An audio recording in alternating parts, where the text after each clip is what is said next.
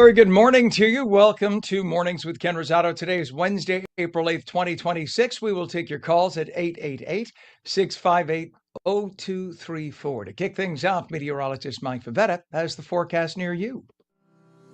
This weather is brought to you by Audio Nova, your hearing experts, serving all of New Jersey with 13 locations.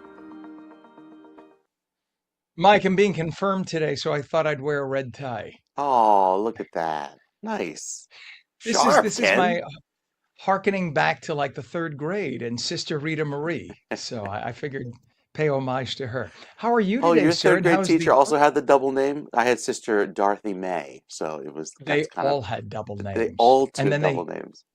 they held the ruler behind their backs like a sword. Uh-huh. And if you Yeah. mispronounce or misspoke, I should say, it was whack. That's why my knuckles are that flat. Look, you see, they're that flat for a reason. Yeah, I had my Good desk morning. flung across the room because I couldn't stop talking. And there we go. I can't stop talking this morning, Ken. So it fits the bill. We found our perfect careers because we start off this morning with so much cold weather. Your teeth will be chattering as soon as you step outside. We are chilly all across the Northeast. The freeze warning certainly lived up to its name and played out because with temperatures that are staying in the frozen territory, with that cold air moving in today, it feels like Christmas time when you step outside. It's so cold. It is warm again out west, so that warm weather stays put far from us. And with the forecast staying rather chilly for the next several hours today, we'll get back above the freezing mark later on this afternoon, but it takes some time.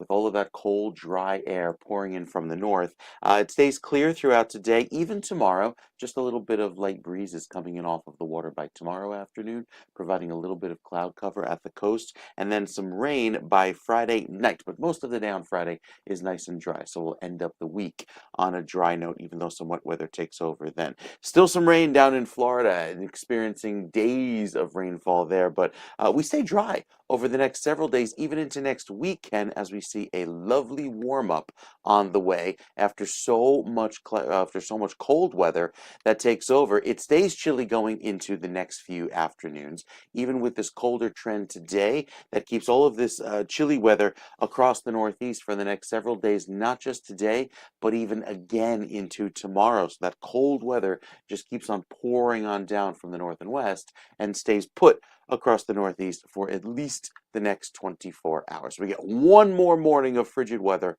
and then we're back to our springtime feel. We'll tell you more about that, Ken, coming up in a few minutes. I bet you will. I bet you will. You're not one known to keep it to your chest, but I appreciate you, sir. Thank you very much. It is a comfortable, look at this. A comfortable, if you like, if you're our director, Pam, it's comfortable. 32 degrees in Trenton. It's 32 degrees also in northern New Jersey. Go to Southern California, though, 59 degrees right now, and 59 degrees as well in San Diego. We look at traffic. We have a crash reported 295 southbound. That is at exit 32. That's by Haddonfield, Berlin Road, and Cherry Hill. The left shoulder is closed. We have a missing manhole cover. That is never a good thing, especially when it's in the middle of a highway. And this is on the New Jersey Turnpike, southbound exit ramp to interchange 14 in Newark. Busy exit. The right lane blocked. There is a damaged manhole cover in the right lane. So people, as you can imagine, are swerving to avoid hitting that. That's a mess. Crash on Route 73 right now, northbound by Cooper Road in Voorhees. The left lane is closed. We have a roving pothole repair process going on right now at the Commodore Barry Bridge.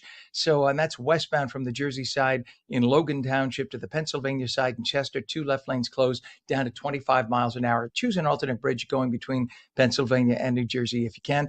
And all of the area airport long-term parking facilities are right now pretty much in the 90 to 100% booked range because a lot of people are away on spring break. So you might want to make sure you reserve a parking space ahead before you leave so you don't end up there looking for a parking space and missing your flight. That's the worst thing to do because you can't park your car. Awful.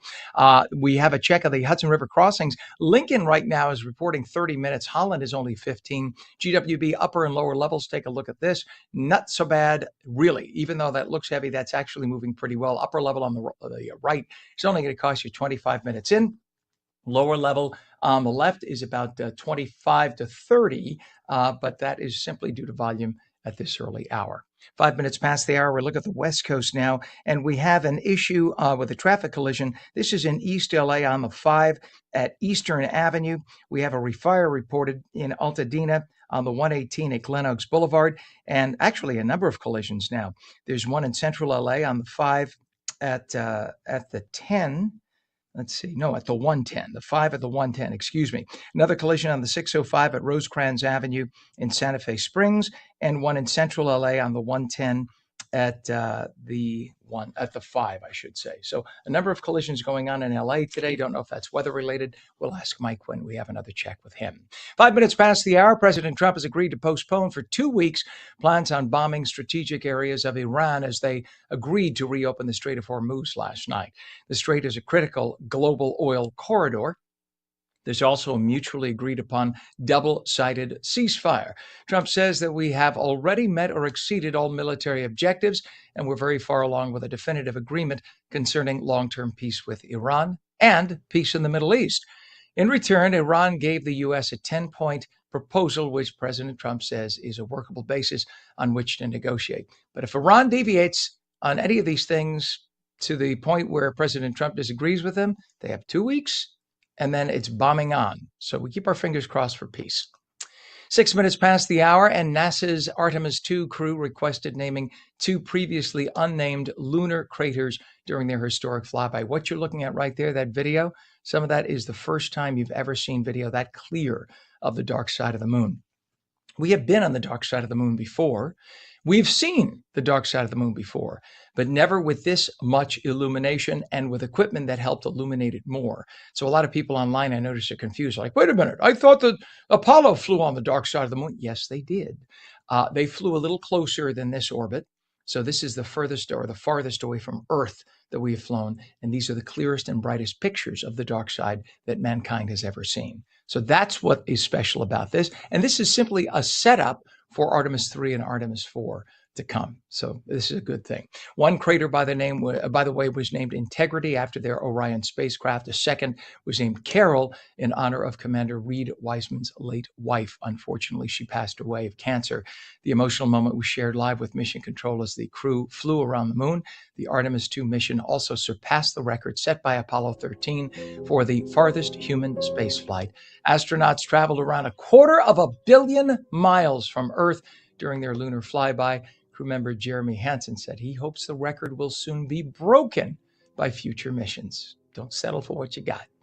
A fast-moving fire in Southern California tore through a mansion yesterday, the place worth a cool $18 million. The structure was still under construction at 351 Delfern Drive in Beverly Crest, real fancy area. Dozens of firefighters swarmed the scene. It appears the fire started on the upper floor and broke through the roof, causing a chimney to give way. Nobody got hurt, and the cause now under investigation. Hall of Famer Steve McMichael was posthumously diagnosed with a degenerative brain disease, CTE. McMichael was a key player for the Chicago Bears. He died in 2025 after he battled ALS. His family donated his brain for research to better understand links between CTE and ALS. Studies show NFL players are at a higher risk for ALS and brain trauma-related conditions. It's hoped his case will raise awareness and support further research into player safety. What should have been vacation fun has turned into a nightmare for one American woman, a 55-year-old woman named Lynette Hooker, a married mom known for posting about living her best life at sea with her husband, Brian. Well, she apparently fell into the Bahamian waters Saturday night while trying to climb from an 8-foot dinghy onto their yacht. The currents were very strong. It was dark, and no word on whether she was wearing a life jacket. She was holding the keys to the dinghy when she fell, so her husband had to paddle to get back to shore for help at Marcia Harbor Marina. That meant a search and rescue operation was delayed until 4 a.m. Royal Bahamian police are investigating. Her daughter, though, and this is her second marriage, her daughter from her previous marriage suspects something is afoul here, amiss. And so she's begging the police to investigate because the daughter claims that there was some domestic violence between her mother and the mother's second husband who was on that boat. A woman gave birth aboard a Caribbean Airlines flight between Jamaica and New York. Pilots alerted air traffic control as the plane approached JFK. Air traffic controllers had medical staff meeting the plane after the landing. Now, a controller jokingly suggested naming the baby Kennedy after the airport. Both the mother and the newborn are doing fine. The crew is praised for their professionalism. The big question now is the baby a Jamaican or an American? Not sure the citizenship of the parents, but the question really is answered based on where the plane was at the moment the baby was given birth to. If it was in U.S. airspace, it is just like the soil rule that the baby becomes a U.S. citizen by birth. So we'll see what happens, what they determine. Either way, if the parents are Jamaican citizens, whether the baby was born on our soil or not, the baby's automatically Jamaican. The question is the baby also a U.S. citizen? It's 10 minutes after the hour, and Maplewood Library has a new honor to boast about. The U.S. Green Building Council awarded the facility with the 2026 Local Leadership Award for Project Excellence for its 2025 environmentally improved rebuild of its building. The library is the first LEED Gold certified public library in New Jersey. Designers used lessons learned from Hurricane Ida, which flooded the site just before construction. So builders elevated the structure above the floodplain and added a generator so the library could be a gathering place in case there's a power outage. People in that area can come in and have electricity. And the structure has solar panels, so many, in fact, that they offset 58% of the electricity used. Good for them. It's a beautiful library and very nice people who run it. A late night shooting sent 3 men to the hospital in Trenton. The shooting happened about 11 Monday night on Southard Street. 2 people are in critical, while a third is stable. No word on arrests, and police are investigating. It is coming up now, 13 minutes past the hour. Meteorologist Mike Favetta will return with your full forecast for the Garden State and Southern California, and also for our friends in the state of Florida now as they join us with onfla.com. Plus, we're taking your calls at 888-658-0234. 888-658-0234. It is chilly in the Northeast this morning. If you haven't peeked outside yet, 35 degrees northern New Jersey, 28 degrees in Trenton. Doesn't feel like spring. It is. Just have to wait a few more days. You're watching Mornings with Ken Rosato live on the East Coast and the West Coast, and now live in the Sunshine State of Florida on onfla.com. We'll be back in 2 minutes. Don't go away.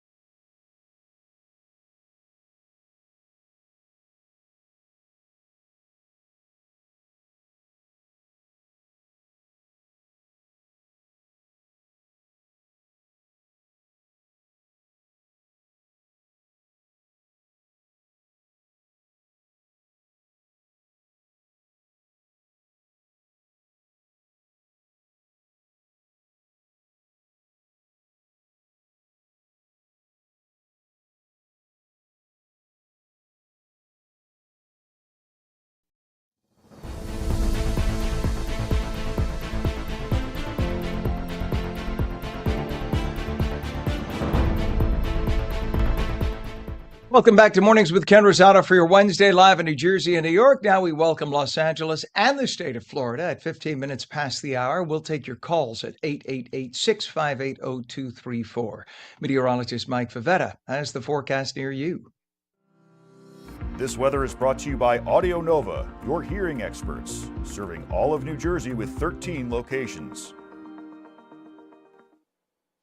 All right, Mike. So fortunately, I looked at my thermometer last night and saw that it was down to 28 degrees just in time to rescue my flowers from the patio.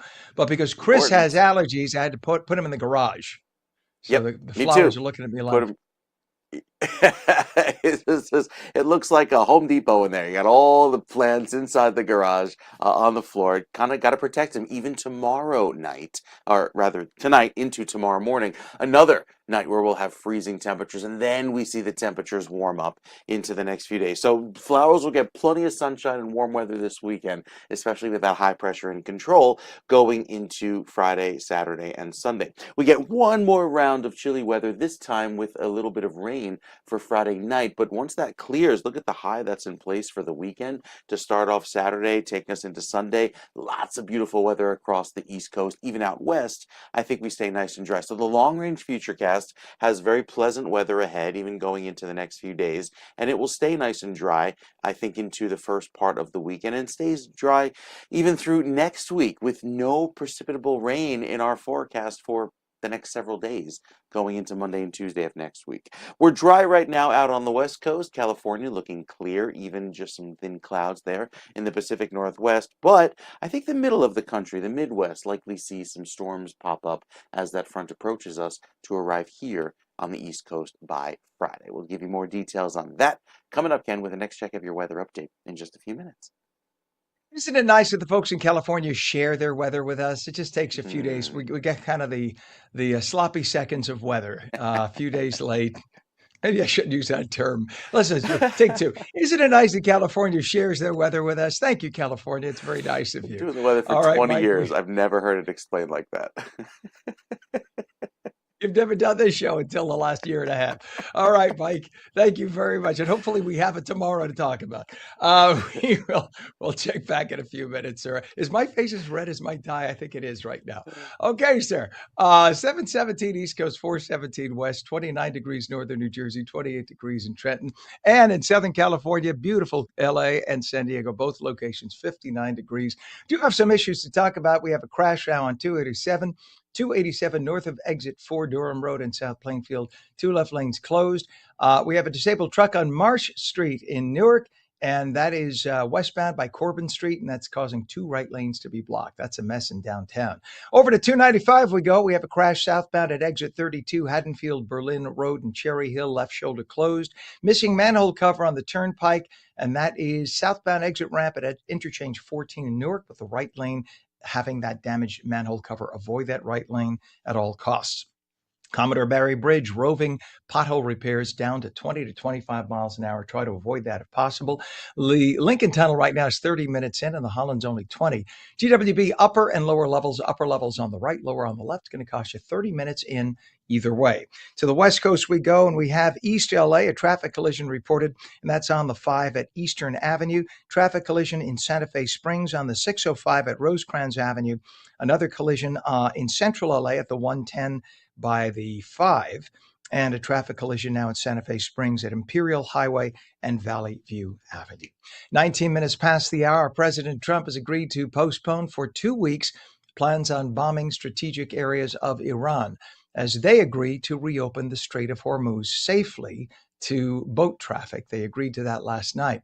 The strait is critical. It's a critical global oil corridor, not for the U.S., but for much of the Middle East and also for Russia and China. They rely on that area for a lot of their oil. There's also a mutually agreed upon double-sided ceasefire. Trump says that we've already met or exceeded all of our military objectives. In other words, basically, Iran has no more nuclear program. That was the main goal here, because I've read people, including a guy who used to work in radio in New York with, and he was saying, well, the strait wouldn't they retaliated Iran. They were just defending themselves because we attacked them. Yes, and the person is SK, his initials. He used to be a radio reporter in New York. He's to the left of Mao Zedong. Mr. SK, Iran was months away, by everybody's estimate, just a month or two away from having nuclear bombs and the capability of sending them 1,500 miles, and they would have used it. Would you have been happy with that? No. Okay. And I think all of the free world is happy for what the United States has done. We are very far along, apparently, with a definitive agreement concerning long-term peace with Iran and peace in the Middle East overall. Many of the Arab countries have agreed to the Abraham Accords with Israel. This is unthought of a year and a half ago. Unthought of that we may have peace in the Middle East. In return, Iran gave the U.S. a 10-point proposal, which President Trump says is a workable basis on which to negotiate. But if things fall flat in the next 10 days, or 2 weeks actually, President Trump says the bombing resumes. But for now, it looks like this may be resolved. 21 minutes past the hour, Valley Bank is making a major statement in one of New Jersey's busiest transit hubs, as the largest bank headquartered in the state celebrates 100 years. It's launching a new campaign designed to meet people where they are, both physically and financially. This is one of the major transit hubs in New Jersey. And again, we're the largest bank headquartered in New Jersey. We feel it's a deep commitment that we have to make to the state and to the region as a whole. And getting a lot of eyeballs on it in this major hub is a great way to do that. The campaign, called That's How, is built around the real questions people face every day: how to buy a home, grow a business, and plan for what's next. It's designed to position Valley as a trusted partner, offering the kind of guidance and insight that helps clients move forward with confidence. Bank leaders say what sets Valley apart is its ability to combine the strength of a large institution with a personalized approach of a local bank, big enough to deliver but small enough to care. By listening closely and understanding how people live and work, the bank says it is able to provide tailored solutions that turn ambition into achievement. Bringing the campaign to Secaucus Junction puts that message in front of thousands of daily commuters, making it highly visible where it matters most. And as a New Jersey-based institution, Valley says it remains committed to supporting the businesses and communities that drive the state forward. Now, the campaign will continue rolling out across New Jersey in the months ahead. And for more on Valley Bank, you can watch In the C-Suite with Fred Castrovinci, New Jersey Regional President of Valley Bank, about how New Jersey's leaders are shaping the state. And you could watch it on demand on our channel, ONNJ.com. 22 minutes past the hour. It is the peak of wildfire season in the Garden State, and officials say dry conditions are causing a heightened risk for wildfires. Low humidity, limited rainfall, and windy conditions are increasing the likelihood of fires. Crews are relying on tools like fire towers and prescribed burns to detect and prevent wildfires. People are being urged to be extremely careful not to trigger forest fires. It's such an easy thing to trigger a forest fire by throwing down a cigarette or not putting out a fire in the forest when you go camping. Please be very careful. We don't need to destroy part of our state. 23 minutes past, a horrible story out of Oklahoma. A college teen tumbled out of a friend's moving car and onto a highway. That teen was killed after she was run over by a number of other vehicles during a late-night joyride over the weekend. They were all doing 65 miles an hour, all these cars. It was nighttime. They couldn't see, and she went flying out the window. People don't expect that, obviously. 18-year-old student Lanny Hicks had been dangling out of the window of the car, doing something teenagers shouldn't do, when she lost her grip and fell onto Interstate 35. She was then struck by several cars after landing on the roadway's northbound lanes. Hicks was pronounced dead shortly after. The car was packed with 5 other teens, driven by Hicks' 19-year-old hometown friend. The incident now under investigation. 11 towns in New Jersey saw property tax decreases. When do you hear that? Decreases of more than 1% between 2024 and 2025. Allenhurst had the largest drop, with taxes falling over 10%. But before you get too excited, it's mostly because of a decrease in property values. So there's a good side and the bad side. You get the lower property taxes, but it's because houses have been selling for pennies on the dollar. They couldn't be sold at the original desired cost. Despite the few decreases, the statewide average property taxes increased to a record $10,570 on average. That's up nearly 5%. Once again, changes in home values, new construction, and reassessments contributed to the overall increase in taxes, but those few communities saw a decrease. If you're looking to buy a home in California, but the prices are just too steep, well, maybe you need to look to the San Joaquin Valley. Fresno, specifically, now considered one of the hottest real estate markets in the nation, with beautiful weather year-round and beautiful homes that you could still buy in the $300,000 to $400,000 range. You heard right. Some of them, I mean, you could even get for, I was looking online, 250 to 300. Those are definite fixer-uppers in marginal neighborhoods. But for a little more, 400,000, you can get something really nice.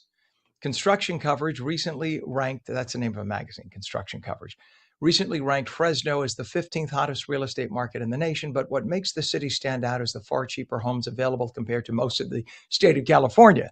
The other cities are very expensive. The average house price in Fresno, $386,000, sits more than $500,000 below the average home prices in LA and San Francisco, where they're around $900,000 for an average price in those other cities. Do you know where your beaver is? Before you yell at me, a beaver is behind bars, so he can bother no more. Police in Toms River captured a beaver that had been bothering area residents. An officer was able to wrangle the critter and get him in the back of his patrol car.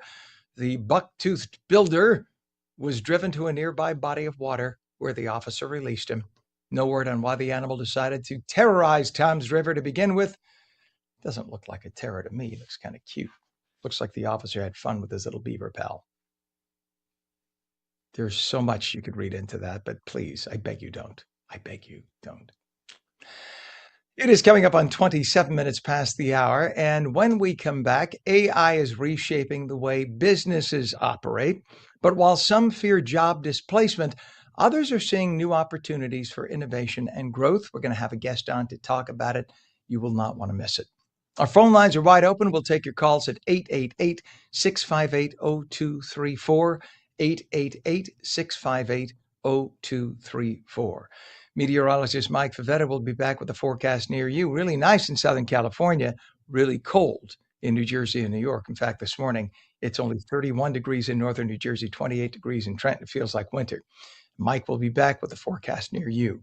You're watching Mornings with Ken Rosato, seen daily at ONNJ.com, ONLACA.com, now in Florida at ONFLA.com. You can catch us on Roku, Fire TV, News on Samsung TV Plus, Apple TV, YouTube, Facebook, and X. We stream live also on Substack, Rumble, Twitch, and Local Now. You will see us back here, too. 2 minutes from now. Don't go away.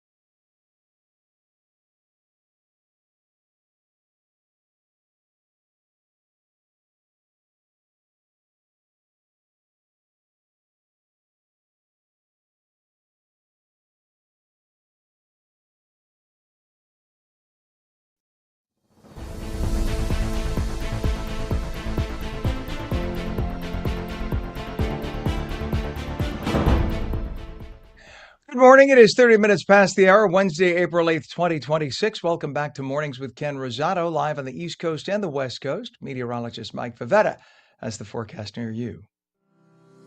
This weather is brought to you by Audio Nova, your hearing experts, serving all of New Jersey with 13 locations. All right, Mike, it is chilly as heck. All my Pachysandras are even shriveling up, and they usually can deal with all sorts of weather. So what's going on? Yeah. This is a little bit of a cold snap, Ken, that comes in, lasts through tomorrow morning, and then we're right back to regularly scheduled spring as the dry weather takes over. It was the clear sky last night and light breezes that allowed for all of that chilly weather to take hold, as opposed to places down across southeast U.S., where in Florida, you've been dealing with several inches of rain over the last week. Now, you get a chance to dry out as well, but you can even hear it in my voice. The pollen is back to the high level, especially for the trees. Peak of tree pollen season is right now and lasts through the middle of May, and then we start to see the weeds and grasses pop up as we get to later on in the season.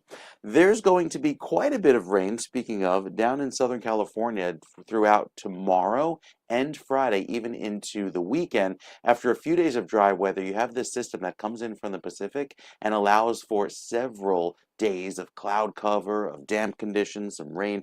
It gets going tomorrow and lasts throughout the day on Friday. You see those showers right down through LA, even going up the Pacific Northwest, and last into most of the weekend. So plan on some pretty gray conditions there, maybe an afternoon break of sun, but overall it looks pretty wet out west into this weekend, as today's kind of your last day of that dry weather after a few days of clearing. As far as the rest of the country, featuring a little bit of the storms out in the Midwest as those systems work their way eastward, and that's what eventually gives us our wet weather as we head into our Friday night into Saturday morning. But all showers should clear out here in New Jersey for a beautiful Saturday afternoon into the weekend, and highs, they respond very nicely into next week. We could see some 80s on the 7-day. We'll tell you more about that coming up in just a bit. Yeah, I'm sorry, I no, just got excited. You had me at it's 80s. very exciting. I had to recompute everything. Thank you so much, Mike. That got me smiling. All right, sir, we'll check back with you. 32 degrees northern New Jersey. It is 28 degrees in Trenton right now. Southern California, 59 degrees, 74 degrees in the state of Florida for our new channel on FLA. Good to have you all aboard with us for Mornings with Ken Rosato. It's great to have you here, but we do have some accidents to report. So let's start in the Northeast, shall we? On 287 in New Jersey, we have a crash, 287 southbound north of exit 4, Durham Road in South Plainfield. 2 left lanes closed. That's about a mile ahead of where these folks are heading, so you can see the buildup of traffic already where they are right now. Over on the New Jersey Turnpike, disabled vehicle by the entry of Interchange 13A by Newark Airport. This is going to cost you. And Newark, a lot of people are trying to get out of town this week. A lot of folks still have spring break. So this is by 1 and 9 in Elizabeth, the center lane blocked. That's always worst. The worst thing when the center lane is blocked, because that causes traffic on the sides. So, and it makes emergency rescue difficult. So just be aware of that. Again, Turnpike by 13A. We have another crash, or I should say a missing manhole cover. This is on the Jersey Turnpike southbound exit ramp to Interchange 14 in Newark. The right lane is damaged, or rather has a damaged manhole cover. So try to avoid that exit altogether if you can. Your Hudson River crossings, Lincoln right now is reporting 25 to 30. Holland is 20 minutes in. GWB upper and lower levels starting to build now. Take a look. The upper levels on the right, lower on the left. Upper is going to cost you 30 minutes. It's 25 minutes at the lower on the left. We look over at California right now. We do have a collision to talk about, and this is in central LA on the 10 at Arlington Avenue on-ramp. Another collision in Santa Fe Springs on the 605 at Rosecrans Avenue. And over to central LA, we have an accident on the 110 at the 5. And finally, over in Baldwin Park, there's an accident on the 210 at North Indian Hill Boulevard. As artificial intelligence continues to evolve at a rapid pace, it is raising big questions about the future of work and how industries will adapt. From automation to augmentation, AI is already reshaping the way businesses operate and how employees approach their roles. But while some fear job displacement, others see new opportunities for innovation and growth. Vasant Dar is a professor at NYU. He's been on before. He's also the author of Thinking with Machines. We say good morning to you, Vasant. Morning, Ken. It's been a while. Last time I was on, my book had just come out, and that's been more than 4 Yes, months how's it ago. doing, by the way? It's doing great. Got great reviews. People love it. So all good, all good. Fantastic. But this topic, it seems that we can't go a day without another story regarding AI. So you wrote the book at the right time. How would you describe the current impact now with AI on the workforce? Because I know that like a year ago, some were saying, well, we don't want it at our office at all. Then others said, well, in certain aspects. Now there are offices demanding the use of AI with employees. So it's really evolving, isn't it? It is, it is. But Ken, we're still in the early innings here. Like, not much has happened at the enterprise or the business level. It's had a huge impact on individuals, and how they use it. Like, everyone uses it. You probably use it at home. I use it. Yes. Everyone I know uses it. But businesses have been a little slower to adopt it for a number of reasons. Yeah. Well, I think, we had on a woman who does compliance uh, in HR and whatnot, a friend of mine, Evie Wenting, she's a paralegal. She was on yesterday and she was talking about how you have to set parameters and rules from a legal perspective at businesses. So you can, for instance, which AIs you're going to use, for what purpose, to what extent, who double checks, et cetera. So as long as you set those parameters, it's okay. And different states now have different laws about it. So that even complicates things more. The question is here is how real is the concern about job loss versus the potential for job creation? Is it that we'll have to find new jobs or that eventually AI is going to replace us all?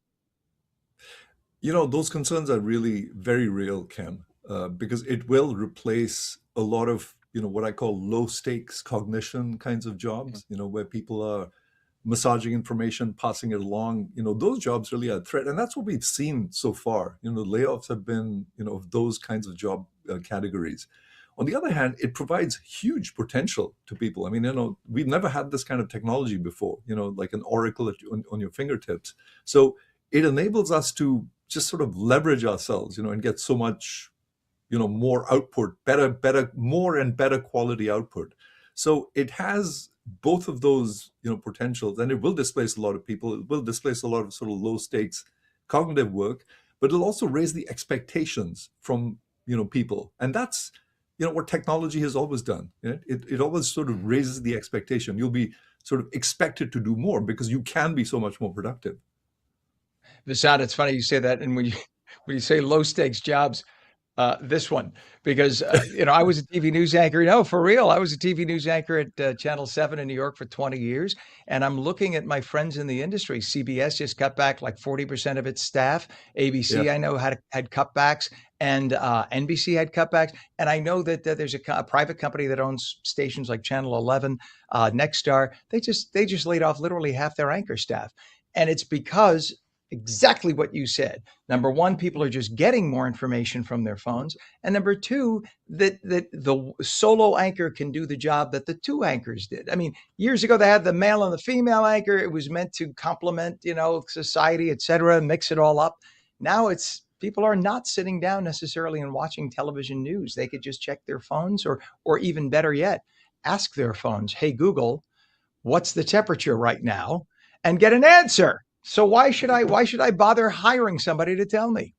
Exactly. No one is immune, by the way. You and I are actually susceptible to this as well. I mean, I wrote a piece in Psychology Today the other day called, Are You Obsolete? Where I was asking myself the question, am I obsolete even as a professor? Because the AI can do so much more. It can do so much of what I used to. So it requires sort of changing the balance of, how I teach now, just bringing more of my strengths to the table and saying, that stuff, go ask ChatGPT. It'll give you a better answer than I can. But you're We absolutely had right. we had I was Sorry. going to say, I'm sorry. We had a therapist on about a month ago, and she said that there are so many apps now that are AI therapists. And I thought to myself, good Lord. But that opens the possibility of AI giving bad advice. Like there were several instances of teens who became close to AI bots and they ended up being persuaded to kill themselves. And kids don't get it. They don't understand. And in this case, it was like a world of fantasy where this kid kind of fell in love with this AI like it was a real life human being. And it clearly was just a computer. But Yeah. it urged the child to take his life. So this is where we have to be concerned, right? And people really need to keep an eye on AI, as you mentioned. This is just the Indeed. Yeah. evolutionary, the early stages. Absolutely, and this is a big question for policymakers, right? That should AI have any obligations, right? Mental health, that's a great example. Tragic cases of those two teens who killed themselves. Mhm. Why? Well, because the AI doesn't really have any feelings. That's a kind of job where you require someone who has feelings, who can feel for you and understand you. AI doesn't. So in those areas, it's particularly risky. And that's exactly the kind of thing we need to figure out. Should there be any obligations that the AI should have in certain areas of activity like humans do? In finance, professionals have fiduciary responsibility. In healthcare, they have a duty of care. The AI has no such things at the moment. So there's no guardrails, and it's sort of really Wild West. So these are the kinds of things that we really need to get our heads around before it runs away from us. Don't think I didn't just hear you say at the moment. So do you think it's possible that AI can evolve to at least have a computer version of feelings by equating if-thens? So like if I do this, then the person feels bad. If I do this, then the person feels good, to kind of create an artificial sense of feelings? Well, there's a difference between a simulation of something and the real thing, right? And you're touching on something really deep, which is like, when does it matter? Like, does it matter that the Mhm. machine truly sort of understands things the way we do? Or is it okay if it's a simulation of it? Now, I would argue that in many cases, the simulation is just fine. If it's helping with something in finance, it doesn't matter whether it feels or thinks about it the same way that you do, as long as it gives you the right answers and it's useful. But when it comes to like mental health, I think the real thing really matters. It's not good enough to sort of simulate feelings, and so yeah, there's a difference between those two areas, and there's some areas where feelings really matter, and I don't think we should be letting AI loose in those areas of our lives. No, I agree. And it's frightening that too many people are using it way too often. And by the way, I'm constantly getting mistakes, big mistakes, when I try to fact check things with AI. I recently checked to see the years that President Obama was president, and Yeah. AI. This was Gemini. This was Google Gemini. It wasn't some nondescript AI, and it responded that President Obama hadn't been president of the United States. So obviously, whatever source it was going to was not a reliable one. But this is where we have to be very careful with AI and make sure that we treat it as a tool and not as the end all be all. What's a website for people to find your book, Vasant? Well, it's thinkingwithmachines.book.com. Or just go to Amazon and yeah, Thinking with Machines, easily available. Yeah, that's it. That's it right there. Make sure I get my friend a plug right there. All right, Vasant Dar, professor at NYU, author of Thinking with Machines. We love when you come on. Come back more often, please.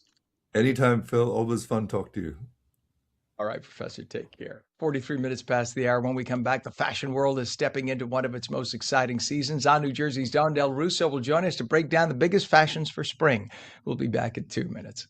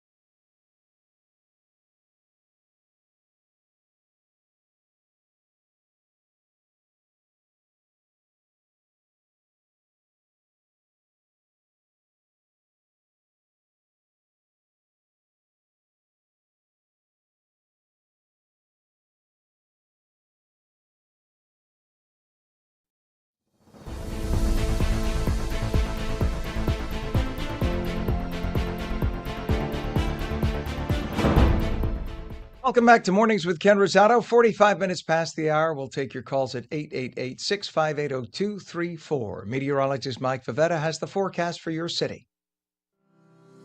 This weather is brought to you by Audio Nova, your hearing experts, serving all of New Jersey with 13 locations. All right, Mike, we're all the way almost into the mid-April period when we should be looking at flowers popping through soil. Only the soil outside my house is hard as a rock right now. What the heck is going on? Uh-huh. Yeah, the daffodils are like, wait a minute, I thought it was spring. What's going on here? And yet, here we go with another round of this. It feels like Arctic weather in the middle of what started off as the middle of spring. I mean, we're 2.5 weeks into spring, and yet still quite can't get rid of all of that awful cold. Well, there are some rain chances ahead later Friday night into Saturday. Notice I said rain, not snow. That's the good part, and that will actually help bring in some warmer weather this weekend with a front that provides that milder feel later on in the week. So with the futurecast showing the high pressure moving eastward, we get our chances of rain later on this week into Thursday, Friday timeframe. A lot of that is along this front as it pushes eastward, and then when it does, we are right back to clear sky into the weekend. That high pressure sits on top of us, allows for a lovely southwesterly wind Saturday and Sunday, and that will send our temperatures well above average. Look at this warm up all the way on the warmer end of the scale here with those shades of orange and red that take us into the middle and the end of April, with that warm weather even lasting out in the Midwest. So plenty of nice weather to enjoy. Also slightly drier than average weather as a lot of the rain puts itself west of us going into the rest of April. So those April showers, can't find them. Instead, we change it and just have a little bit of a April, frozen start to today and tomorrow. I'll think of something better by the next weatherhead. I didn't really prepare myself for that one, Ken. We'll think of something together. Well, you're better than I was a couple of blocks ago. At least you know when to edit yourself, sir. So that's a good thing. All right, Mike, we'll check back, sir. Appreciate you. 28 degrees in Trenton right now, 34 degrees northern New Jersey. It is 33 degrees down the shore in Cape May. Looking at Southern California, 59 in Los Angeles and in San Diego, 74 in Florida, in South Florida, I should say specifically, because it's only 54 up in Jacksonville, but it's 74 right now in Fort Lauderdale. We say that because we now welcome the Sunshine State on the channel on FLA.com. So now we have 3 channels to get us 3 of the 4 corners of the U.S. That's a good thing.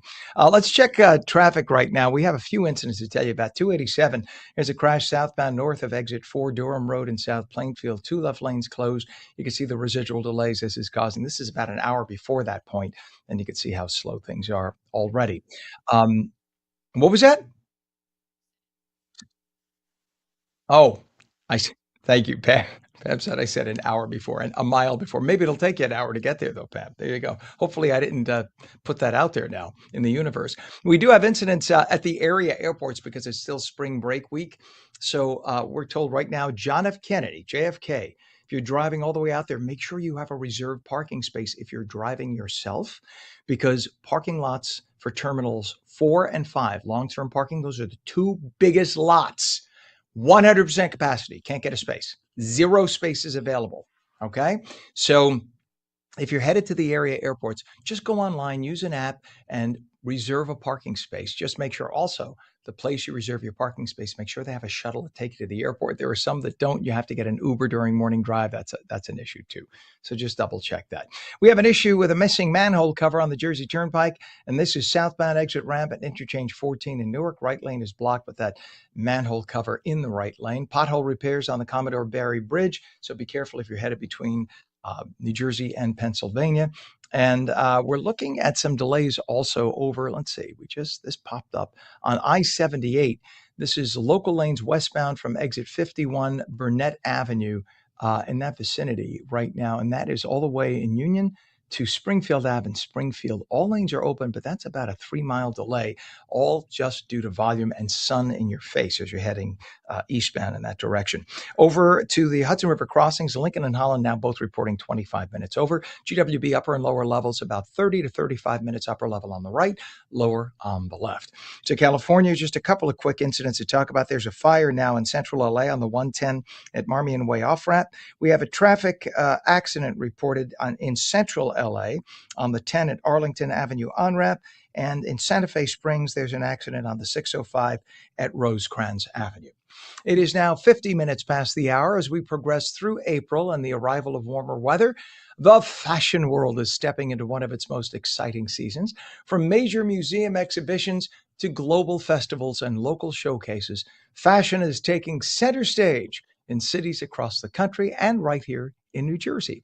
Iconic events like the Coachella event, everything in the Coachella Valley in California, and of course, early buzz surrounding the Met Gala, already setting the tone. While exhibitions at places like Museum at FIT are highlighting the artistry behind style. Closer to home, sustainable fashion shows and designer events are giving audiences even more ways to engage. I will edit this in the future. Not that I don't like my guest who's coming on, but methinks somebody who's very much into fashion helped us write this. Let's go right to fashion expert Dawn Del Russo of livetheglamour.com. That's glamour with an O-U-R. Dawn, good morning. I don't mind a long intro, only it takes 2 minutes away from your time. So that's where it becomes an issue. So good morning. Okay. Good to have you on. Good morning. I So dressed nice for to you be today. on. I love it. I feel wore like my we're close. adult outfit. Yes, this is my grammar school, my third grade Sister Rita Marie outfit for you. So there you go. Nice. I love it. Yeah, April begins a lot, but there's so much going on. I thought we had to talk about it because there is a lot of good events. And if anybody's even like dipping their toe in fashion, or you want to know about, something fun going on, there is so much across the whole country. It's exciting. Yeah, For there's a sure. mix too, right? There's global and local events. So what Yeah. are some of them? I mentioned Coachella. We have the Met Gala Yeah. coming up. How much impact do they have on fashion for the season?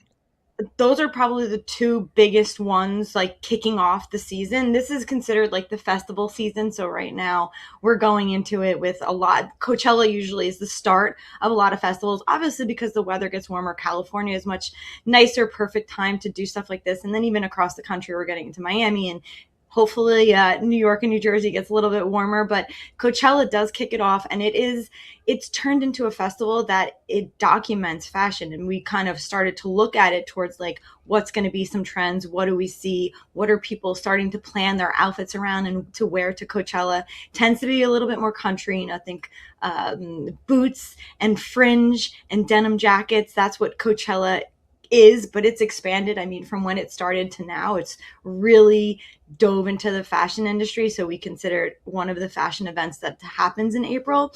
And then the Met Gala. I mean, this is just a preview. You can actually start to go see everything. Fashion is Art is the title of it. And this one I'm really excited for the Met. We're going to talk about it when the Met comes through and we really can see what everybody wears. But it is mixing the whole concept of the Met Galas. They have these themes, and the theme this year is Fashion is Art, which it's going to be interesting to see how people take art and bring it into fashion. Like, is it going to be actual art that they use and bring that in? Or are they going to get creative with how they design pieces? So the Met Gala really is another way that we kick off another fashion season starting in April. Then, as like you mentioned, we have some smaller events, which I'm really excited for, because the fact that we have an eco fashion show happening in Frenchtown, New Jersey is pretty interesting to me, because New Jersey doesn't get a lot of credit for fashion. I'm just picturing a guy who's unshaven, chewing on a cigar with one hand down his pants and a remote control and a can of beer. Hey, you want your fashion? Here's your fashion. But no, New Jersey, listen, you walk down, there are some great, very sophisticated communities in New Jersey, like Yeah, no, Montclair, Upper. true. You walk down the streets of Upper Montclair, you see people dressed very fashionably. Even downtown Cranford, they just had a really cool event recently. So no, it's not maybe to the extent of the places you're talking about, but it happens here. We do have it in a No, smaller yeah. way. And I think that's why it's important to look to your cities. Where are you? Even if you're in a small town, there may be something going on if you're into fashion, or you just want to go to an event and see something different. I mean, if we're talking about California, because I know there's some viewers there, Andy Warhol has an event going on. There are lost photos of Andy Warhol at the Beverly Center, which is really a good one. I mean, we know he's incredible, and he really incorporated a lot of fashion and creativity in his work. Dolce & Gabbana in Miami, they have an exhibit going on, which I'm excited. I hope I can get to it at some point, because I think that's going to be amazing. There's just across the country, there's so many fun things going on. So look into the calendars and see what's happening. There's a lot. Yeah, Miami has become an incredible recreation of itself. I live there part-time in Fort Lauderdale, which is 20 minutes away. And I used to work in the city of Miami proper, pardon me. And it's because it had to reinvent itself so many times it's only about 100 years. Miami's been really inhabited. A lot of people think it's been a city for 500 years. No, up in St. Augustine, that was a city for 500 years. Miami's it was a swamp 100 years ago. And it's amazing how it is really now become, with its art, basil or basil, if you want to be proper, and its fashion, it is really one of the epicenters for that in the United States now, isn't it?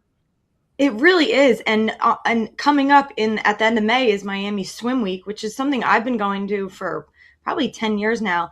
And that swim week itself is one of the biggest events, and people come from all over the country to really go to it. I'm so happy to see that Miami is really becoming another place for fashion, and almost, I want to say, equal, if not the same as New York for fashion. I think maybe because we're getting a lot of that people coming in from other parts. I mean, even Europeans are going to Miami, and there's incredible boutiques, stores that are opening up there that are, I mean, I've seen some better fashion there than I've seen in other places. So it makes me happy to see that. I agree with you. Yeah, no, and what you said about Europeans is very, very, very true. It used to be Miami was Central and South Americans, and they're still represented, but now Europe, I've never seen Europeans represented like this. In all the years I've been going there, 30, 40 years, I've never seen so many Europeans. So give everybody your website right now so they can read more about you. Yeah, livetheglamour.com is my website. It's also on my Instagram. You can find me there. I'll be talking a lot more about all these events on both sites. Very exciting. Livetheglamour.com with an O-U-R for those of you fashionistas. Dawn Del Russo, if you're in South Florida, let me know. We'll meet up for lunch down there, okay? I would love that. Dawn Del Definitely, Russo. yes. You bet. My treat, finally, for a change. Thanks for coming on, Dawn. We'll see you again Thanks, next Ken. week. You bet. 58 minutes past the hour. For those of you watching on LACA on the West Coast, stay tuned for your local news. If you're watching on New Jersey, we'll be back live with New Jersey news, opinion, weather, and traffic. Thanks for watching Mornings with Ken Rosato.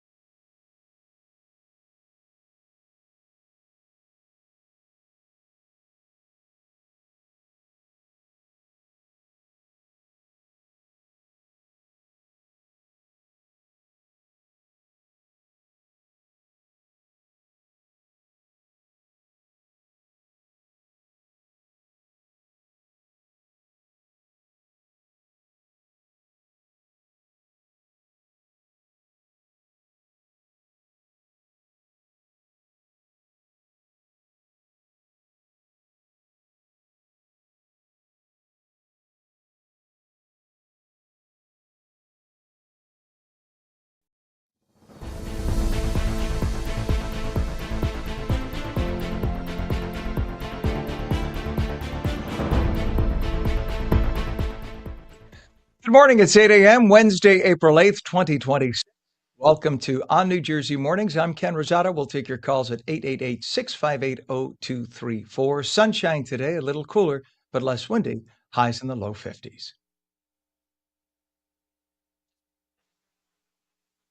We're excited to welcome Rider University as the presenting sponsor of On New Jersey Mornings with Ken Rosato, marking a new partnership focused on storytelling, community, and the future of education right here in New Jersey. Rider is evolving in a big way from new academic programs to deeper community impact across the state, all while navigating a rapidly changing higher education landscape. Joining us now is Rider University President John R. Loyak. We say good morning, President Loyak. Good to have you on. Good morning, Ken. Nice to meet you. And nice to meet you. And thank you from all of us here at On New Jersey. Thank you for your sponsorship and your confidence you've given to our channel. We honor you and we appreciate you very much for doing that. And we're honored that Rider University graces the state of New Jersey. Tell us what's new at Rider University right now.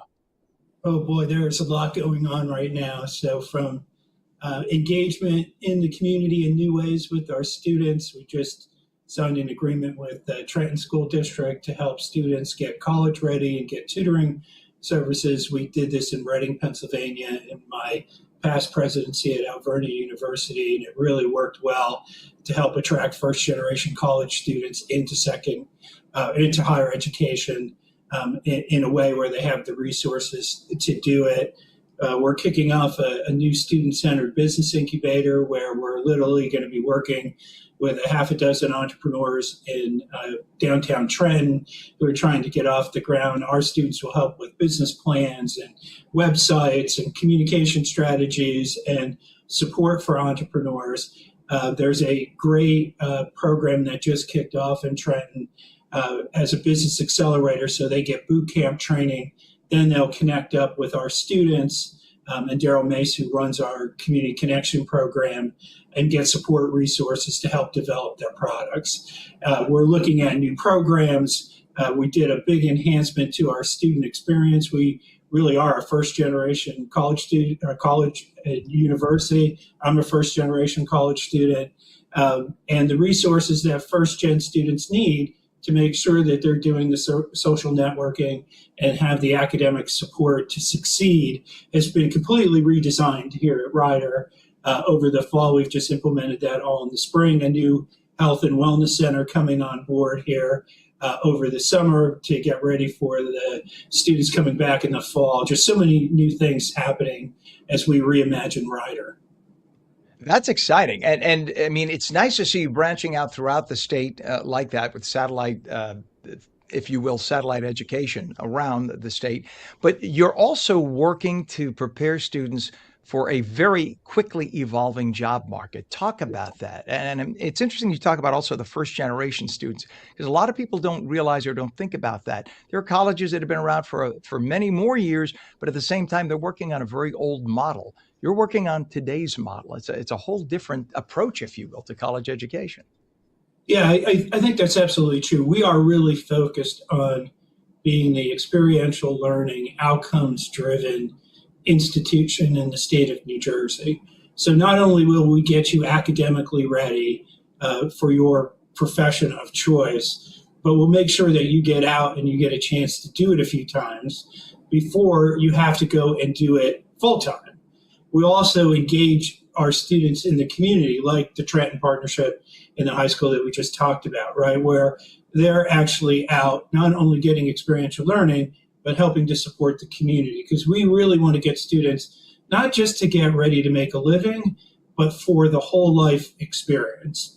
And so that community connection, the experiential learning, the job outcome focus, and the success that Rider has had with that, and the network of experiential learning we're building out. You can go to Oxford for a semester. You can run a radio station and a TV station and social media from behind the mic or the camera to raising money to selling ads to the business operations. You can run a food franchise here as a student. You run the P&L. You get all of that experience. As I mentioned, our students will be out with entrepreneurs, helping them build their business plans and get their businesses off the ground, and so many more. We could spend an hour going through all the different opportunities we have here for students to really get their hands dirty and do some of that work. And you don't have to be a business student to work with an entrepreneur.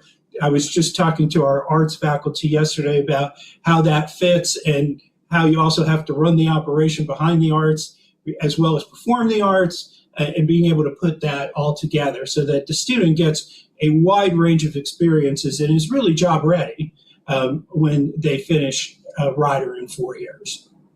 President Loic, this sounds almost like a hybrid between a university or college and a trade school, because these students come out not just with book knowledge, but with that practical experience of the day-to-day running of a business or doing the function they studied. You could be book smart, as you and I both know. You could be book smart, and then the real world hits you in the face, and it's quite a different thing. But the fact that you're doing this and providing this opportunity for students is a game changer. Yeah, we totally agree, and we think it is the model of the future. So we really have to have students job ready, and you can't be job ready if you haven't had a chance to roll up your sleeves and do the job and get the experiences that come from that. Not only that, so many times in those situations where students are doing that experiential learning with an employer, it creates the first job. So not only do they get job ready, they get familiar with an environment, they build relationships, and it leads to their first job experience, and then they're off to the career race. And you are truly married to New Jersey. You have such a strong connection with local New Jersey communities. Talk about that.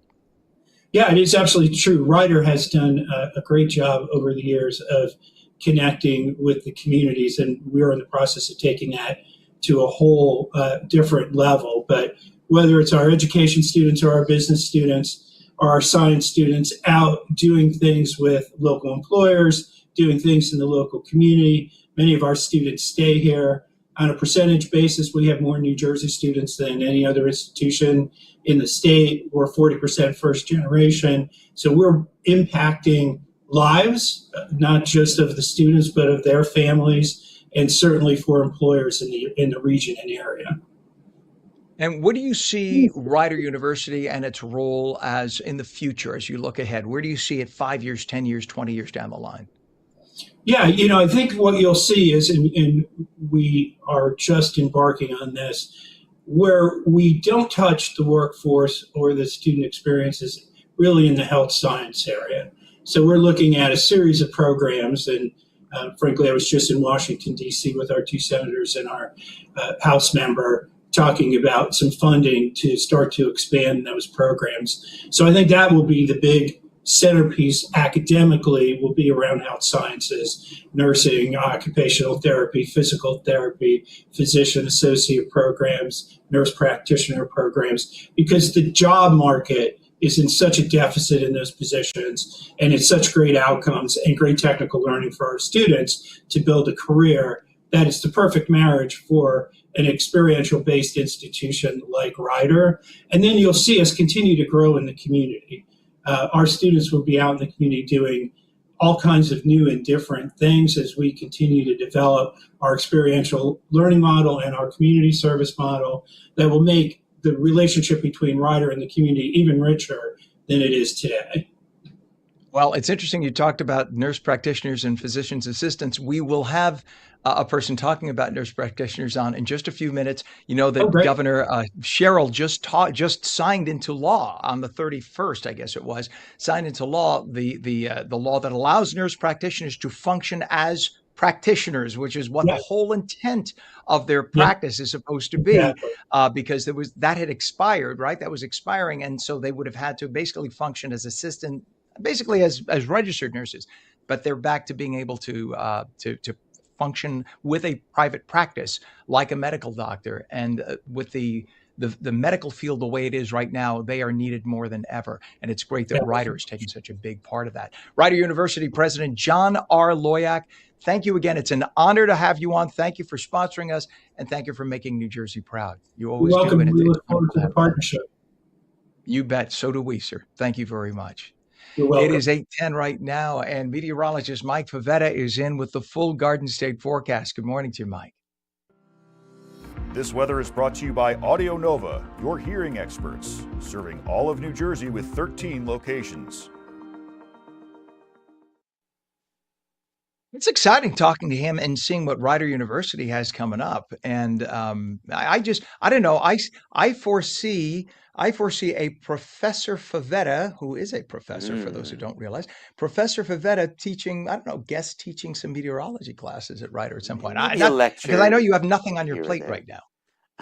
Maybe a lecture here or there. Always welcome to some new pupils in the classroom. But I got to tell you, some of the students probably going to be wearing the flip-flops and the shorts on the way to class today, regardless that it is down below the freezing mark. We still have the freeze warning in effect going right up through eastern Essex County through this morning for the temperatures that are at or below the freezing mark. We're still at 28 degrees in Sussex, 32 right now in Hackensack, and 30 in Toms River, a solid 16 to 18 degrees below the temperature from this time yesterday. So a little bit of a northerly breeze doing its job of keeping us chilly today, and the sunshine trying to warm us up through the afternoon, but probably only getting our highs into the low 50s. So an abundance of sun north to south, all the way up in Bergen County through Ramsey and Montvale, and even down toward Ocean County in Toms River, 46 as your high today.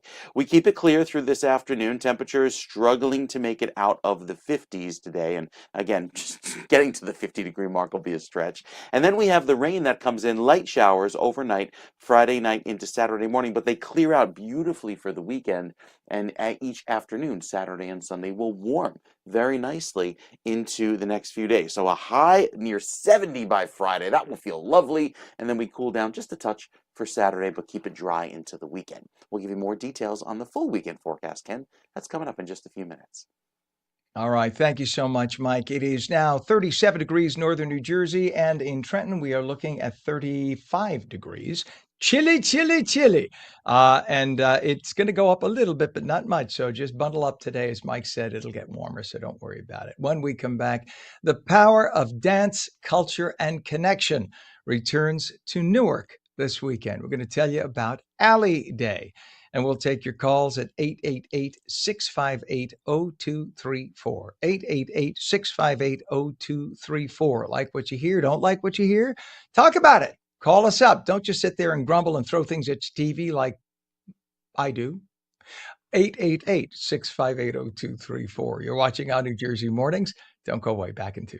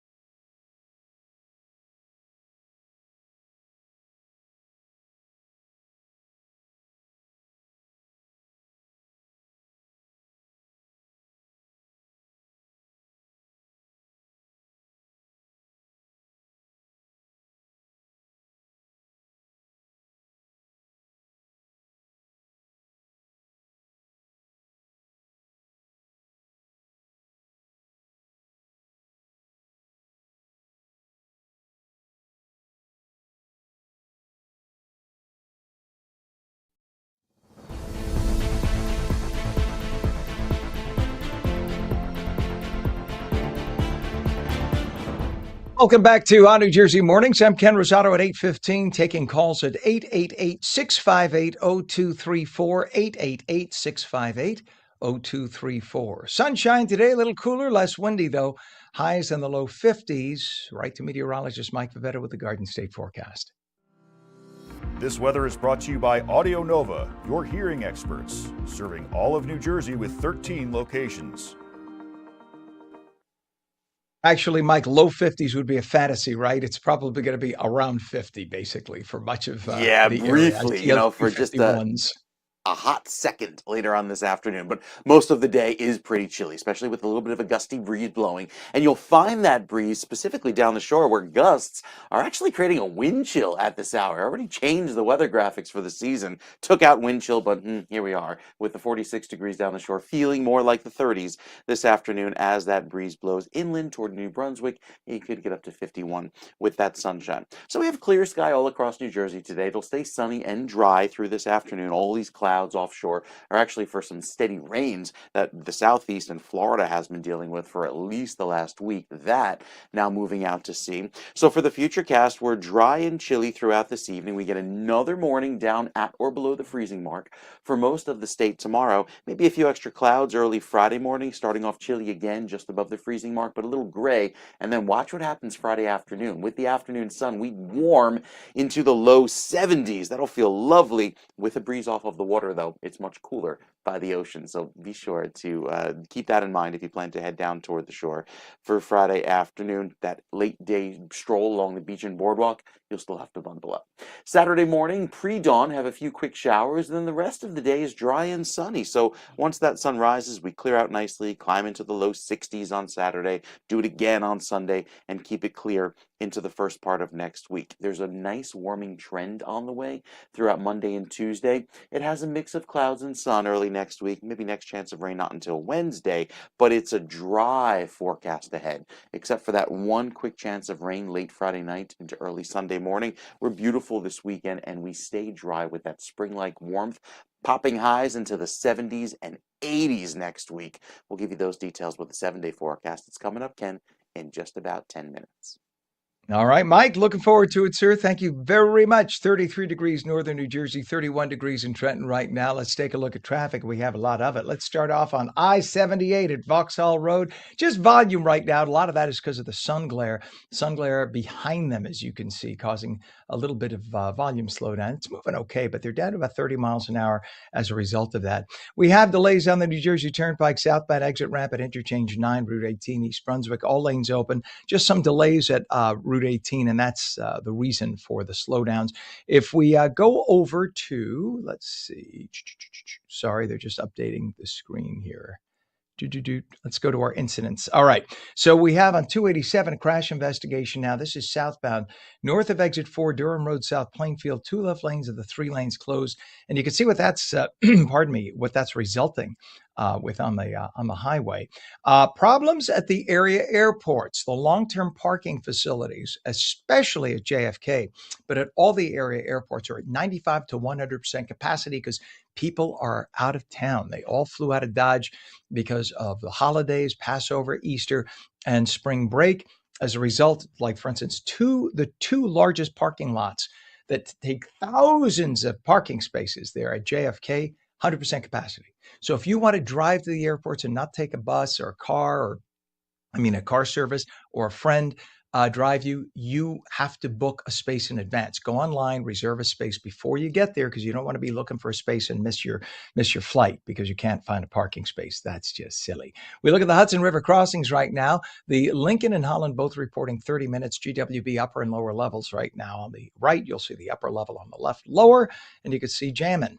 It's about 40 minutes in, a little bit better on the lower level on the left, but either way, going to be about 40 minutes to get into Manhattan. It is 8:19. A beloved community tradition is returning to Newark this weekend, celebrating the power of dance, culture, and connection.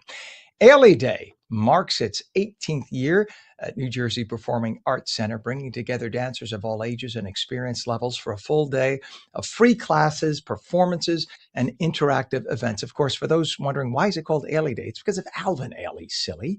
From learning moves taught by instructors connected to the Alvin Ailey American Dance Theater to enjoying a live performance, It is a celebration designed for the entire community. And joining us now with a preview is Alessandra Izaguirre from NJ PAC. We say thank you and good morning to you, Alessandra.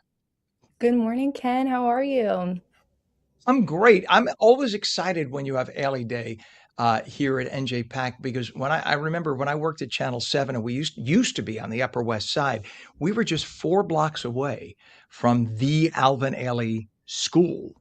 And they used to have a big glass, they still do have a glass enclosed rehearsal area. And you could just walk up from the sidewalk and see these young dancers rehearsing these incredible moves. It's just so inspiring. But we have it coming here to NJ PAC. Talk about Ailey Day and why it's such a special event. Yes, of course. Yes, as you've said before, it is inspiring getting to see those dancers just within their classroom environment. And what's amazing about this Ailey Day at NJ PAC is we actually bring what once were alien training to people who are now alumni, who are now teaching artists at Ailey, who are coming to our art center for free to teach young kids, adults, elders, all ages, all abilities, all levels of dancers, free dance classes, essentially. We welcome everybody to come in. The registration opens at 8:30, and then we continue the day at 9. And basically, all of these amazing Ailey teachers are here, NJ PAC teaching artists, Dance New Jersey teaching artists, to provide free dance classes. And then we actually show off what we share in those classes on one of our stages, which is such a unique opportunity. Not everybody gets to perform on a state-of-the-art stage at such a young age, or somebody who's not even a professional dancer and they're just having fun. So it's definitely a really, really cool and unique experience. I do want to note before we continue, registration, unfortunately, for this year is closed due to the capacity because so many people registered. So we're so excited, and I'm just happy to be here to let everybody know what it's like for next year. Come back. That's a good thing. That's a good problem to have, right? That the demand Exactly. is so overwhelming that we have to tell you to start thinking about registering for next year. But that's exciting. This is the 18th annual celebration. Talk about how it's grown from when it started out, which I'm sure you weren't there back when it started out. You're I much too young and wasn't. beautiful to have been there. But yet it started out 18 years ago and how the event has grown probably exponentially over the years. Yes, I mean, as I've said, it's reached capacity today. I was actually on this event about 3 years ago, so I've at least been here for that long. And at that point, we were still getting a decent turnout. But I think it's just grown because of the times and people wanting to feel connected and take advantage of the well-being and the joy that arts brings. Long before me, when my assistant vice president, Aisha Marable, was here, she would always talk to me about how it was an event that was actually out in the community. So maybe not as high of a turnout, but still that strong connection with people and more connected with other spaces. And so now it's different because, like I've said, it's unique in the way that we are now bringing people into the art center. We're not going out. And we actually have people performing on our stages, people performing in spaces you wouldn't even imagine. Nobody goes to an art center or a stadium or an arena, any sort of concert venue, and thinks that space over there in the lobby or some random room upstairs or a hallway is now this transformative experience of dance, and with a professional teacher from a professional company that is performing on our stage. So it's amazing, it's beautiful, and I really hope that everybody can come out for it next year when we host this again. It's an annual event. And the exciting thing is you might get young people on that stage for the first time or relatively young into their careers, their budding careers, and they get that little taste of being out on a real stage where they can express themselves as opposed to a tiny little apartment space and let their bodies dictate the motion. And that might transform their whole future, couldn't it? Yeah, no, it can. And that's the whole point of this day. Alvin Ailey, clearly the founder of Alvin Ailey American Dance Theater, his legacy lives on through this event, through all the amazing programs that Ailey Arts and Education and Community Programs, who is partnering with us on this, through everything that they do, not just at our art center, but in all the other art centers and organizations and underserved communities they reach out to. So it's extremely important for us to have this sort of event where a child or even an adult, whoever it may be, is coming in and might have a life-changing experience because as Alvin Ailey has always taught people and has always embodied in his vision within this company and his theater, is that dance is for everybody. It's universal. It's a human experience at the end of the day, no matter where you come from, your background, your culture, socioeconomic, gender, this, that, whatever it may be, we're all human. We all experience the same feelings, and we all have the right to express them and to understand one another through movement. And so we really love this event for that reason. And we actually have classes that are not only available to all ages, all levels, all people, but all abilities. So we actually have a Jersey Club class that's for different movement types. And so we want to make sure that our elders can come in. We want to make sure people of different abilities can come in. And we even have a fun parent class. So parents, if you're there, you shouldn't be sitting down watching your kids. We want you to come in and move with us too, you know? So yes, everyone's welcome. We're really excited. I'm glad you're saying that. And just with the last minute that we have left, I want to know how many people, again, registration is closed for this year, but just out of curiosity for people who come to watch, how many people are expected, who are registered? And then talk quickly about the different styles that are going to be offered. Yes, of course. So we have over 900 registered right now. Of course, our theater holds many people when you're talking about the whole art center as a whole, but where we perform, right, because we're taking class and then we go to perform it, that's going to be in this theater called Victoria Stage Theater, and that's supposed to be a 500 seater. Now, given standing room, we might be able to squeeze a little extra, and then we got our amazing local dance performers who are a part of those registrant numbers that are going to be backstage because they're performing their dance pieces. We might be able to fit more for sure, but it's a 500 seater. We do have a plan to allow for more people to be in other spaces that we're going to have as like 2 different spaces, because we want everybody to take advantage of this day. And the classes that are available, you can actually find at njpac.org, and you could search up Ailey Day and you'll see it. But to give you a little taste, we have Finding Grace Workshop, that's with Ailey. We have a Revelation Celebration also with Ailey, jazz, hip hop, Jersey Club. We have African dance for children, waving and popping class, which is new. We haven't had that before. So we have a whole bunch of classes and there's levels, something for everybody. Levels. Only because I got to cut you off because we got commercials coming. But it's Ailey Day this Saturday, April 11th, 8:30 a.m. to 1:30 p.m. Go to njpac.org for more info. Alessandra Izaguirre from NJPAC. I'm sure Saturday will be phenomenal. Thank you for coming on. Thank you so much. And if you can, come out to Alvin Ailey's show. We have shows here on the 8th, 9th, and the 10th. So you can at least watch them. Amazing. Awesome. Thank you again, Alessandra. Good to have you on. And when we return, a fast-moving fire destroyed a part of a community in Branchburg. Some amazing members of the community are working to make it better. We'll tell you all about it when we return.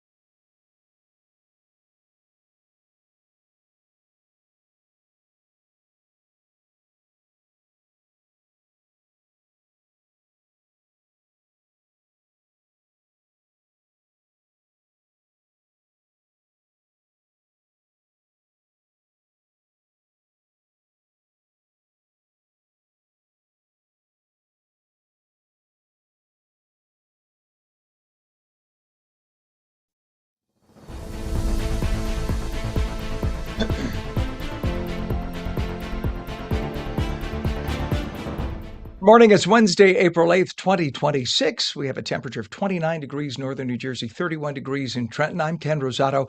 Welcome back to On New Jersey Morning. Sunshine today, a little cooler, less windy though. Highs around 50, maybe dropping pretty quickly though later. Meteorologist Mike Favetta with the detailed Garden State forecast. This weather is brought to you by Audio Nova, your hearing experts, serving all of New Jersey with 13 locations. Good thing I didn't put the air conditioning in the windows. That's a good thing. Yep. I had to bring the potted plants inside last night because it was so cold, and I think you have to keep them in the garage one more day because we have another round of freezing weather that comes in later tonight. All thanks to this very clear and dry air. Nothing on the satellite picture except for some very high, thin altocumulus flocus clouds out in the Atlantic. A little fancy term for you, but beyond that, it's quiet today. We stay nice and sunny and dry. Temperatures warm slowly into the upper 40s. And only make it to the 40s at the shore, maybe get to 50 inland.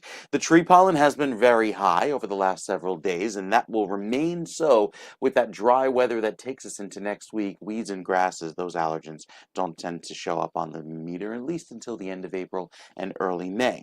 Our sunrises and sunsets now giving us 13 full daylight hours. We take that as we're now a full 2.5 weeks into spring, and we keep all of that clear sky around. And with limited rain chances, we picked up a good soaking over the last 7 days, a good 1.5 inches down in southern New Jersey, at least a 1/2 inch across northern New Jersey. And so that's keeping the rain buckets full. But into next week, the rain chances are minimal. Look at that, a little wee 10% chance all the way down the road into next Tuesday. So we're dry going forward with the exception of that quick passing shower late Friday night, overnight into Saturday morning. Look at the clear sky that takes over the next several days, keeping us clear and dry for at least the next week. So as the front approaches from the west, it loses a lot of steam and maybe gives us that quick shower overnight. We're dry going into Saturday as soon as the sun rises. High pressure dominates all weekend long, keeping us clear and dry into Monday, and that's when the temperatures really begin to take off, especially into next week. The 7-day forecast has highs going all the way into the 60s this weekend, 70s by Monday, and 80s into Tuesday. 84! That'll feel lovely with the low humidity. Even down the shore, we see those temperatures jump up into the upper 60s, which is unusual considering how cool it typically is. But with a southwesterly breeze staving off any of those chilly sea breezes by early next week, still looking great, Ken. A lot of sunshine and warmth to enjoy this time next week. We'll take warmth. I like that word. All right, Mike, thank you very much. We'll check back, sir. It is 31 degrees, Trenton, 35 degrees now, northern New Jersey, 34 degrees, Cape May, and 31 degrees in Vineland, 8:33. And in terms of traffic, we have a crash now on I-80 westbound, east of exit 54, Minisink Road in Totowa, 2 left lanes of the 4 lanes closed. Over to the Garden State Parkway, crash on the GSP northbound at exit 144, Route 510 Irvington. The left lane is blocked. You can see there's a little left lane blocked sign there in the lower right of the corner of the screen. Over to 287, crash investigation southbound north of exit 4, Durham Road, South Plainfield, 2 left lanes of the 3 lanes closed. In Newark, there is an accident on South Directory Road, southbound near Newark Airport entrance in Elizabeth. That's a problem, and the left lane is closed through there. Commodore Barry Bridge has roving pothole repairs, slowing things down to 20 miles an hour between Pennsylvania and New Jersey. All of the area airports, if you're driving yourself to get a flight, make sure you have a reserved parking space because the long-term parking lots are all at capacity. So don't try to go there and I'll find a spot. They're closed. They're at 100%. So you need to reserve a space at one of the satellite facilities before you head to the area airports, or else you're going to be SOL, as they say.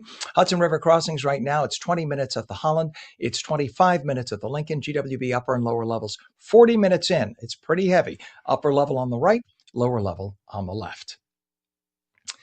It is 8:35. It's been 3 weeks since a devastating early morning fire tore through the Red Rock Preserve affordable housing complex in Branchburg, displacing 23 families and leaving more than 60 people, including about 25 school-aged children, with nothing but the clothes on their backs. In our last report, which we had on our air on March 26th, Branchburg PTO President Dr. Bibi Beba joined us to share how the community immediately rallied with backpacks, clothing, meals, and emergency support. today we check back in with Dr. Beba to see how the families are doing, what the latest needs are as hotel support is running out, and how viewers can still help prevent these families from facing homelessness. Dr. Beba, welcome back to the show. Hi, Ken. It's an honor to be here, and thank you for sharing this. Well, this is our community in a much larger sense. And when anybody in the community has such a tragedy happen, everybody needs to step it up, because tomorrow it could be any one of us that a tragedy like this happens to. And Doctor, just a few weeks ago, the community had already mobilized so quickly thanks to people like you in the community. Give us an update on where things stand 3 weeks after that March 18th fire. How are those 23 families and those 25 kids holding up? So, Ken, as you mentioned, it was devastating in the beginning. Those families woke out nothing but their clothes. Some had slippers on. It happened at 5 a.m. So initial support was amazing. Our school district was there. We mobilized all the community with the fundraising and efforts. And till this day, the support has been pouring in. And it's really warming our hearts that this care spreads faster than the fire. The fundraising campaign we raised with the initial hope that, well, if we can raise 10K, 15K, has reached right now over 41K. So this is amazing support, but keep in mind there's 23 families, and most of them are still homeless. At this point, they're still at the hotel. We have extended their hotel stay with all those fundraising donations for 2 more weeks, which was till this Monday. So social services has kicked in. So they are supporting the families until the next Monday. But starting next Monday, most of them will have nowhere to go. As of now, in our local hotel, which has graciously opened their doors and supported extra support, extra areas for the storage and everything, which we're very grateful for as the community. But it's going to be over because the support will be stopping. So we're asking the community for additional donations so we can support their stay.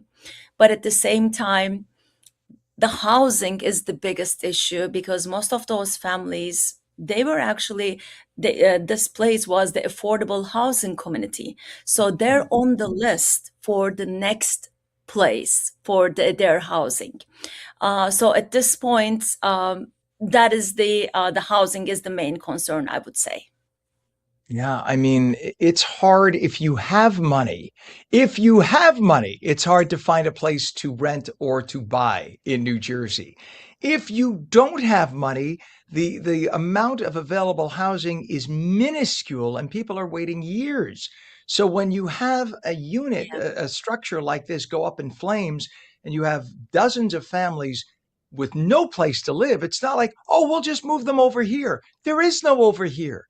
That's the problem. And this is terrifying. These are families that are trying to make a go. They're trying to get their kids in school. They're trying to go to their day-to-day jobs. And they are worried that as of a week from now, they will have no place to come home to and put their heads on a pillow. Definitely. And keep in mind, this is an income-based place. So it is not a free living place. So they're paying rents, and most of those families are working. As you mentioned, they're going to their day work. Some are veterans. Some have, all have different conditions.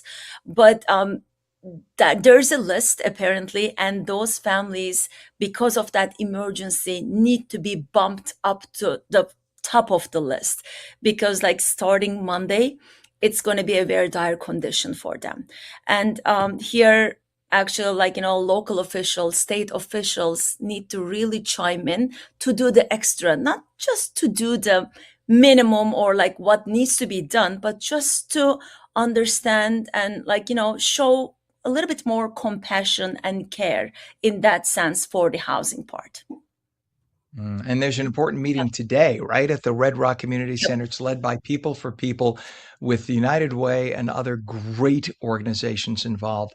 What are you hoping will come out of that meeting? And how can people who are watching right now from around New Jersey, New York, Connecticut, New Jersey, and then Pennsylvania, how can those people or even state officials help those families move forward to get some affordable housing? So the one thing we'll be getting in touch maybe with the Red Rock Management Company, Conifer, would be a great way to start, because apparently they would be the one um, letting those families to get in the next list. So if they can, if the officials can help in that sense, that would be great. On the other hand, all your viewers can chime in and support the fundraising campaign that we have started. As of now, there's around $9,000 left in that fundraising campaign after the hotel expenses, the gift cards, and the food assistance that we have provided. But if we can actually increase those numbers, that would increase the amount of time that we can actually supply those families. The second one could be we have organized a location for the clothing donations. If there's any local individuals or businesses, they can definitely come and do the donations in our location. It's in the Leah Farms in Neshannock.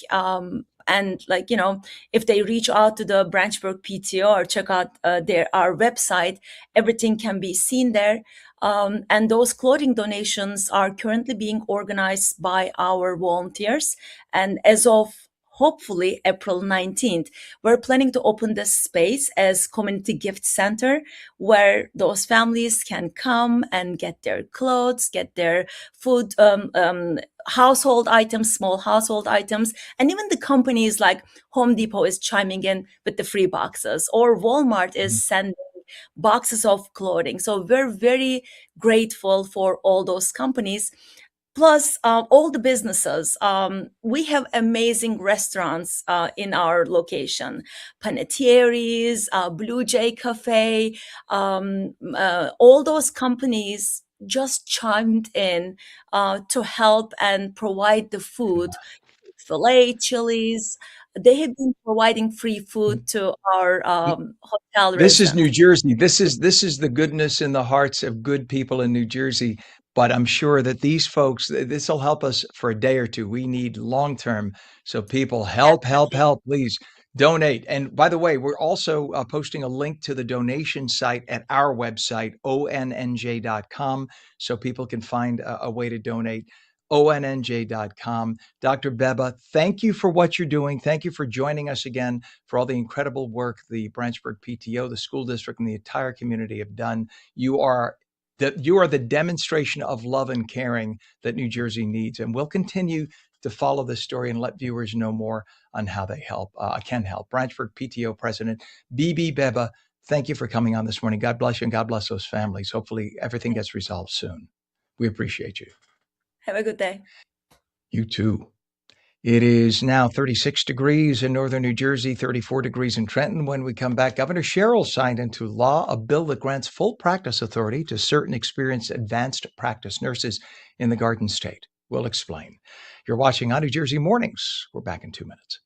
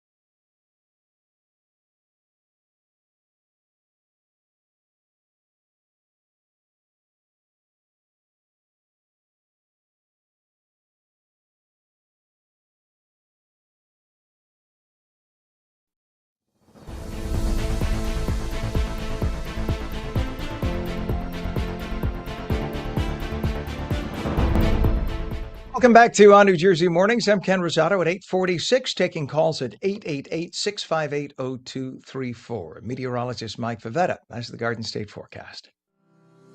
This weather is brought to you by Audio Nova, your hearing experts, serving all of New Jersey with 13 locations. You know, when I was a little kid, I could remember my mother used to say, Chilly Willy was a bear, Chilly Willy had no hair, when it was a day like this, meaning it's cold. And Yeah, Chilly Willy it's cold. is in full force today, isn't Chilly Willy? Big time. Yeah, you can see the penguins marching down the street. To let you know that we're not quite into full-on spring just yet, but we are entering a dry week. And typically, as we head into the spring season, it's nice to see when the weather and the drought is only on the lower end of the threat level. So we're abnormally dry to a moderate level of drought. Nothing severe about that, which is good considering there's about a week of dry weather coming up as we start off the next few days with that sunny, clear sky. 51 as our high today up in northern New Jersey. Most of the state stays on that drier side, or at least abnormally dry, but it's also going to be very warm through the end of the month. Look at all that warm weather that's kind of parked itself here for the next 2 weeks down across the southeast. You get a glimpse of that on the 7-day, especially into next week, climbing into the upper 60s this weekend. Beautiful weather with the dry air and sunshine. Monday and Tuesday sees highs pop up into the mid 80s at warmest. It'll feel lovely and then come back down to reality into the 70s by Wednesday. But by then, we're still a good 20 degrees above average. So that'll feel lovely even down the shore with that southwesterly breeze pushing off any of that chilly sea breeze this time of year. Those highs could also be in the low 70s a week from today. Really looking forward to that, Ken. All right, Mike, thank you very much, sir. Just quickly, 38 degrees northern New Jersey, 31 degrees in Trenton.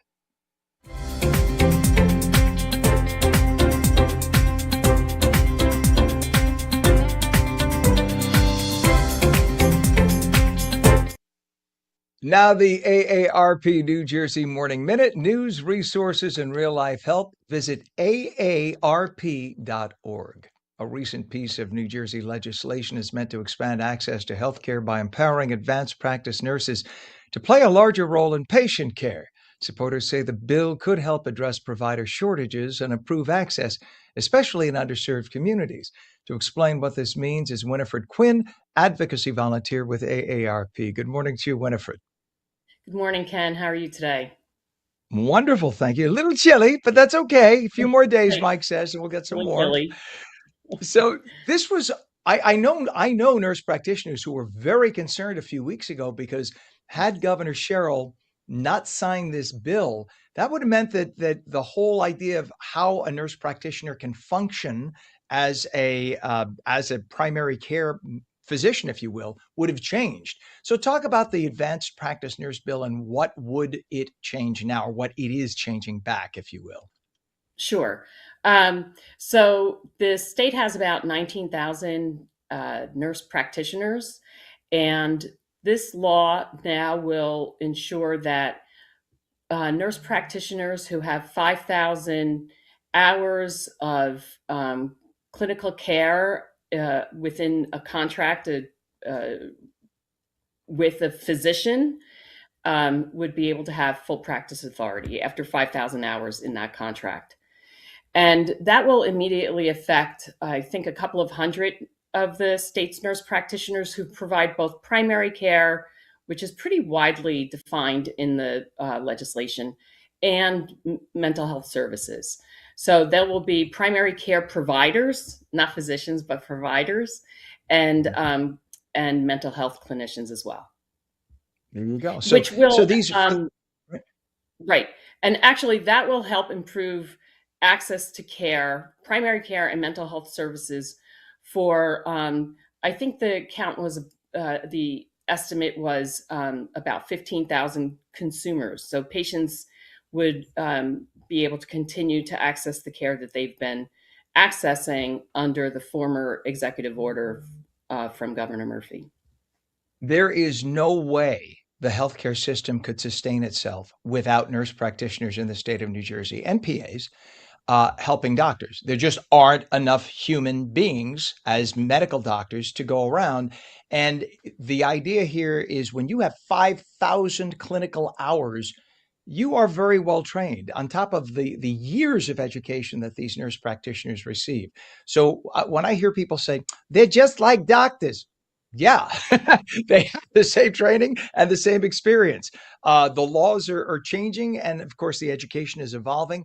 But thank God we have our nurse practitioners because we couldn't function. We just couldn't. As you said, at least Absolutely. 15,000 people would be without that we know of. And it would be even worse. Right now, it takes months sometimes to get an appointment with a primary care somebody who could treat you, whether it be a nurse That's right. practitioner or a medical doctor. So now this bill directly helps patients and improves access to care. Why That's is right. this issue so important in New Jersey, and why hasn't this legislation moved forward more quickly, you think? So, well, the last time the law was updated was, I think, in 1995, and there was a compromise struck then. And over the last almost 20 years, a group of nursing organizations in the state have tried to improve it. And there's the political will, I guess, just wasn't there for either party to move it forward. And then when COVID struck 6 years ago, in this month, in April of 2020, Governor Murphy signed an executive order regarding the COVID emergency. And in that, he had the provision that all APNs in the state would have full practice authority. And so then the nursing organizations, and this time AARP New Jersey, in coalition together, were reaching out to both the new governor's office, Governor Sherrill, as well as all the legislative leaders to underscore, hey, tens of thousands of patients have had direct access to the state's APNs over the last 6 years. Imagine what's going to happen when the original emergency order ends, executive order ends. And so I think the legislative leaders realized that not only would people suffer, but healthcare costs would go up, including for Medicaid, and that would impact the state budget. So I just think that a lot of factors were coming in together at the same time that moved the legislation forward as quickly as it did in this new legislative session.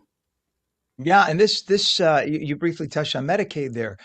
The impact on the healthcare shortages, but specifically healthcare shortages in underserved areas, and how these nurse practitioners help there. Talk about that.